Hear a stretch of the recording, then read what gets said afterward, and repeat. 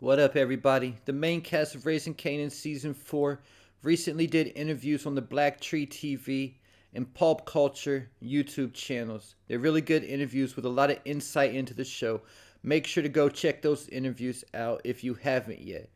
But in those interviews, London Brown, who plays Marvin, and Tony Danza, who plays Stefano, were paired together to do the interviews because Marvin and Stefano will be working together a lot more in Season 4.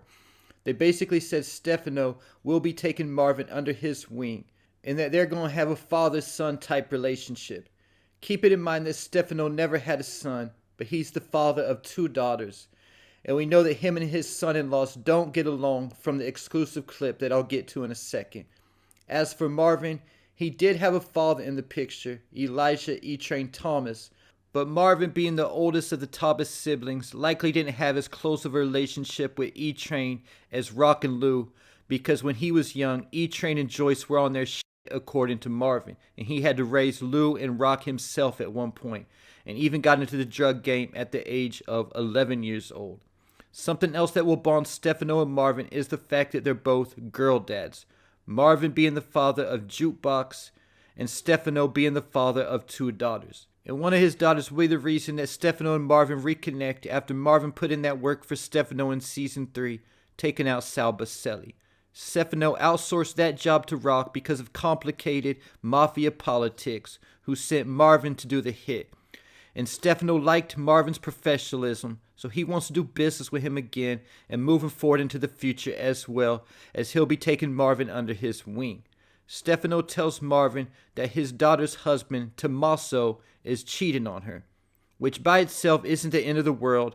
It happens to the best of us, is what he told Marvin.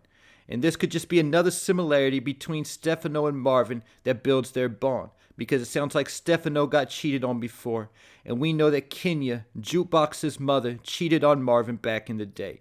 But it's the way that Tomaso's going about doing it that's an embarrassment to the family.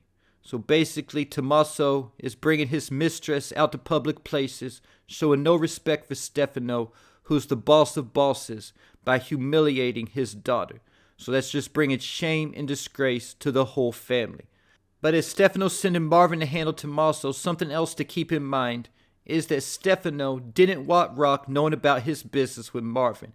And Marvin let Stefano he's his own man, Rock don't control him, and that he do what he do. Keep it in mind that Marvin told Rock something similar, that he do gangster shit in Season 1, and Rock responded to Marvin that he does dumb shit. Also keeping in mind what the narrator, OG Kanan, said about Marvin when he's first introduced in Season 1. He's loyal, but he never misses an opportunity to miss an opportunity, meaning he fucks up a lot. And fucking up a job working for Stefano could be a problem, especially because the fact Stefano has him doing all this work quietly just between Marvin and Stefano without anybody else knowing about it. Stefano also said that Tomaso was a made man, which by itself could be a problem. This is why Stefano is again outsourcing the problem to Marvin instead of handling it in-house, because it's against mafia rules to touch a made man. Keep it in mind the whole reason why Tommy Egan had to leave New York in the first place was after killing Benny Civello, who was a capo and a made man. Tommy told Kate that New York wasn't safe for him anymore. And this is when things get really interesting, because at the end of Season 3, when Rock showed up to Stefano's home, there was a picture of Stefano, his wife, and two daughters. And his wife looked a lot like Dolores Civello. This likely means that there's some kind of connection there. The current timeline was 1992 at the time, and that picture had to have been taken at least 15 years prior. So that would make Stefano's daughters too old to be Dolores Civello, so I think she's his granddaughter.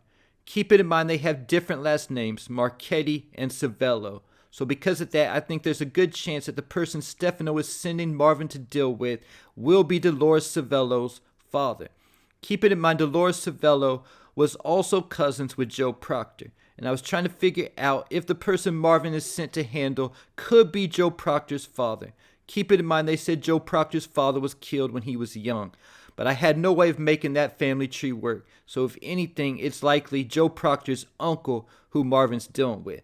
Keep it in mind that Dolores once told Elisa Marie that she had 3 brothers, and she was the only girl.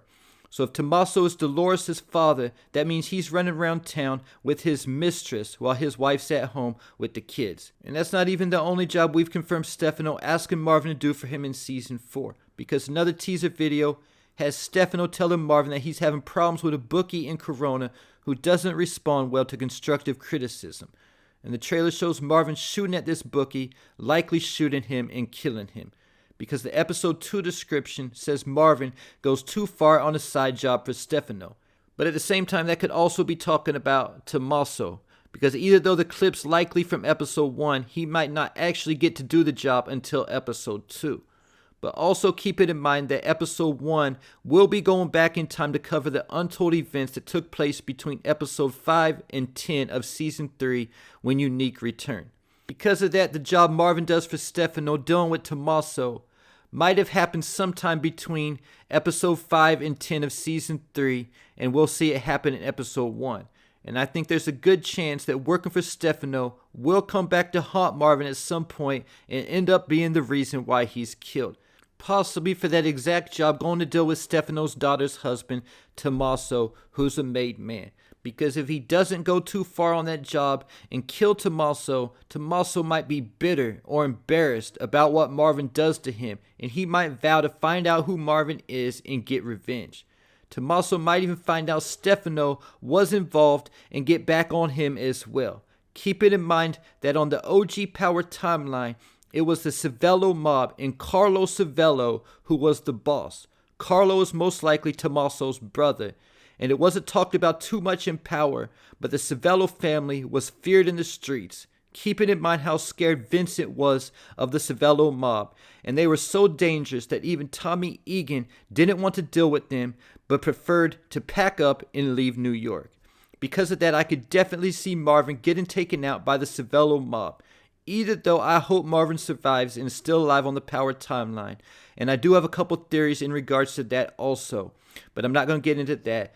But I do think it's a good possibility that Marvin is killed at some point, and that it could be a key factor in the jukebox becoming so cold. Marvin dying would explain why Rock was crying in the trailer and why Kanan was grimacing, looking like he was also crying. Or if Marvin does go too far and kill Tomaso, Carlo Civello might find out what happened and spin the block and take out both Marvin and Stefano to become the boss. And I was also kind of getting that feeling from London Brown, who plays Marvin in the interviews as well. It kind of seemed like he was a little sad about Marvin's character coming to an end.